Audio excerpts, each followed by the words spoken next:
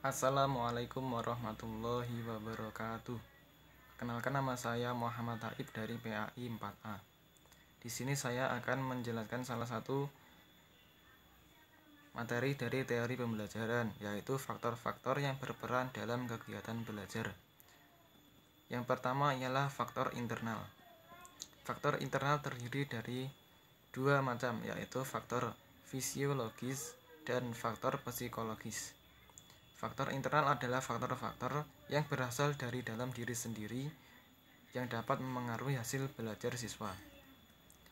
Yang pertama, faktor fisiologis. Faktor fisiologis adalah yang berhubungan dengan kondisi fisik individu. Pertama, tonus jasmani. Keadaan tonus jasmani pada umumnya sangat memengaruhi hasil belajar siswa. Kondisi fisik yang sehat dan bugar akan memberikan pengaruh positif terhadap kegiatan belajar siswa. Sebaliknya, kondisi fisik yang lemah atau sakit akan menghambat tercapainya hasil belajar yang maksimal. Yang kedua, keadaan fisik jasmani. Selama proses belajar berlangsung, peran fungsi fisiologis pada tubuh manusia sangat memengaruhi hasil belajar, terutama panca indera. Karena adalah panca indera merupakan pintu masuk bagi segala informasi yang diterima dan ditangkap oleh manusia, sehingga manusia dapat mengenal dunia luar. Panca indera itu memiliki peran besar dalam aktivitas adalah mata dan telinga. Oleh karena itu, baik guru maupun siswa perlu menjaga panca indera dengan baik. Faktor psikologis. Faktor psikologis adalah kegiatan psikologis seseorang yang dapat memengaruhi proses belajar. Di antaranya kecerdasan, motivasi, sikap, bakat, dan percaya diri. Kecerdasan pada umumnya diartikan sebagai kemampuan psikofisik dalam mereaksi rangsangan atau menyesuaikan diri dengan lingkungan melalui cara yang tepat. Dengan demikian, kecerdasan bukan hanya berkaitan dengan kualitas otak, tetapi juga organ-organ tubuh yang lain. Kecerdasan merupakan faktor psikologis yang paling penting dalam proses belajar. Oleh karena itu, menentukan kualitas belajar siswa, semakin tinggi tingkat intelijensi seorang individu, semakin besar peluang individu tersebut meraih sukses dalam belajar. Motivasi. Motivasi adalah salah satu faktor yang memengaruhi keefektifan kegiatan belajar siswa. Motivasilah yang mendorong siswa ingin melakukan kegiatan belajar. Selain itu juga, motivasi diartikan sebagai pengaruh kebutuhan-kebutuhan dan keinginan terhadap intensitas dan arah perilaku seseorang. Minat. Secara sederhana, minat berarti cenderung dan kegairahan yang tinggi atau keinginan yang besar terhadap sesuatu. Menurut Reber dari buku Shah 2003, minat bukannya istilah yang populer dalam psikologis, disebabkan ketergantungannya terhadap berbagai faktor internal lainnya, seperti pemusatan perhatian, keingintahuan, motivasi, dan kebutuhan. Namun lepas dari kepopulerannya, minat sama halnya dengan kecerdasan dan motivasi, karena memberi pengaruh terhadap aktivitas belajar. Karena jika seseorang tidak memiliki minat untuk belajar, ia akan tidak bersemangat atau bahkan tidak mau belajar. Oleh karena itu, dalam konteks belajar di kelas, seorang guru atau pendidik lainnya perlu membangkitkan minat siswa agar tertarik terhadap materi pelajaran yang akan dipelajarinya. Sikap. Dalam proses belajar, sikap individu dapat memengaruhi keberhasilan proses belajarnya. Sikap adalah gejala internal yang berdimensi afektif berupa kecenderungan untuk mereaksi atau merespon dengan cara yang relatif tetap terhadap objek, orang, peristiwa, dan sebagainya, baik secara positif maupun negatif.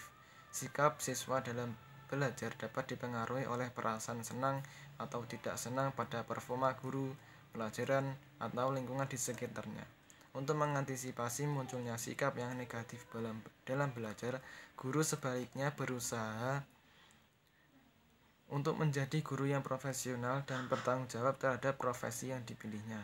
Dengan profesionalitas, seorang guru akan berusaha memberikan yang terbaik bagi siswanya.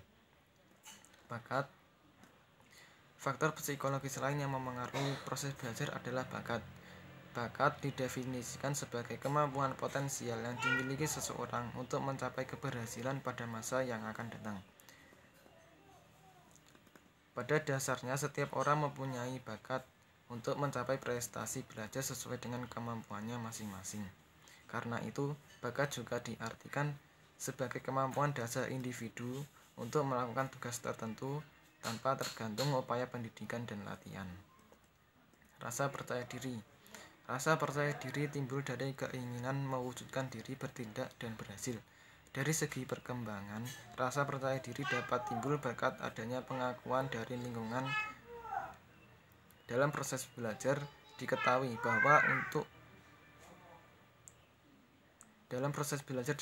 bahwa unjuk prestasi merupakan tahap pembuktian atau perwujudan diri yang diakui oleh guru dan rekan sejawat siswa. Makin sering berhasil menyelesaikan tugas, maka semakin memperoleh pengakuan umum dan selanjutnya rasa percaya diri semakin kuat.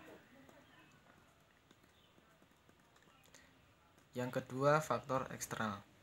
Faktor eksternal yang memengaruhi terhadap belajar dapat dikelompokkan menjadi 3, yaitu yang pertama, faktor keluarga.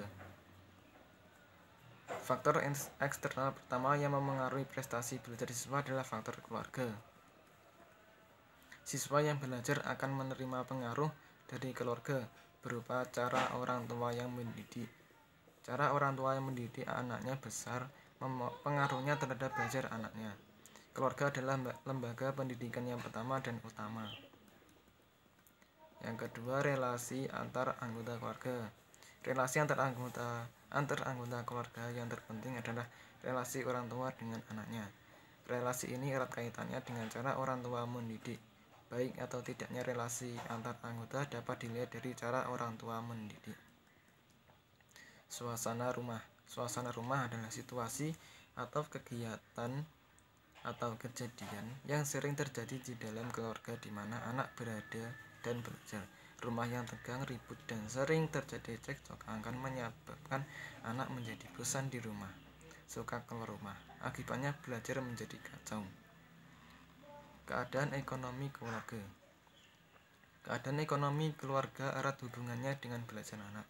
Anak yang sedang belajar selain harus terpenuhi kebutuhan pokok seperti makan dan pakaian, juga membutuhkan fasilitas belajar seperti ruang belajar, buku, pensil, dan lain-lain.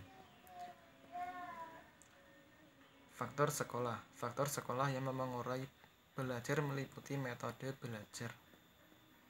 Metode belajar adalah cara yang harus dilalui di dalam mengajar. Dalam mengajar, cara-cara mengajar dan serta cara belajar haruslah setepat-tepatnya dan seefisien serta seefektif mungkin. Guru harus berani mencoba metode-metode yang baru dan yang dapat membantu meningkatkan belajar mengajar dan meningkatkan motivasi belajar.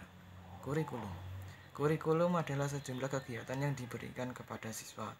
Kegiatan itu sebagian besar adalah menyajikan bahan pelajaran agar siswa menerima, menguasai, dan mengembangkan bahan pelajaran. Alat pelajaran erat hubungannya dengan cara belajar siswa, karena alat pelajaran yang dipakai oleh guru pada waktu belajar dipakai pula oleh siswa untuk menerima bahan yang diajarkannya. Waktu sekolah. Waktu sekolah adalah waktu terjadinya proses belajar mengajar di sekolah. Waktu belajar pagi adalah waktu yang baik karena pikiran masih segar dan jasmani dalam kondisi baik. Sedangkan waktu sore kurang baik karena sore hari adalah waktu di mana siswa istirahat, tetapi terpaksa masuk sekolah. Akibatnya siswa menerima pelajaran yang sambil mengantuk. Standar pelajaran di atas ukuran.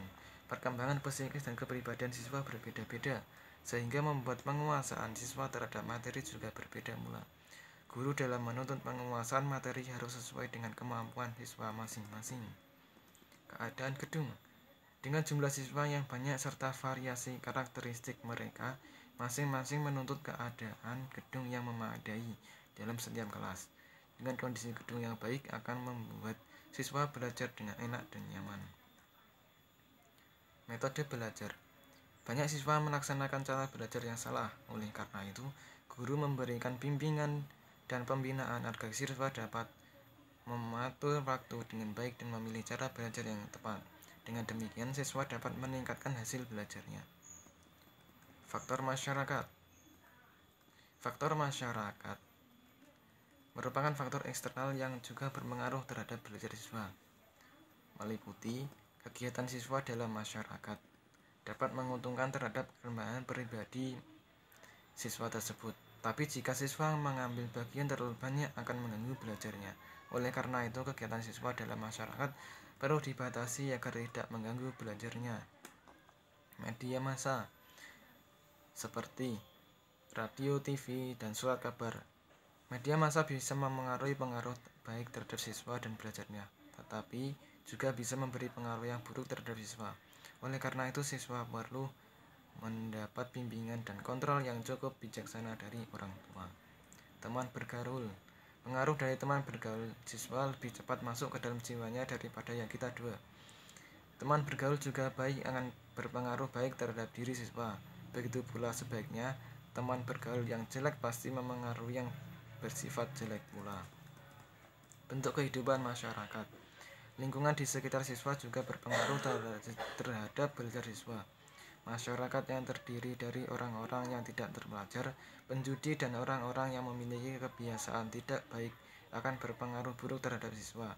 Sebaliknya, jika lingkungan anak adalah orang-orang yang terpelajar yang baik, maka hal tersebut akan mendorong siswa untuk berbuat baik. Sekian, mungkin itu saja yang dapat saya sampaikan. Kurang lebihnya saya mohon maaf. Apabila ada salahnya saya maaf yang setulus-tulusnya. Wassalamualaikum warahmatullahi wabarakatuh.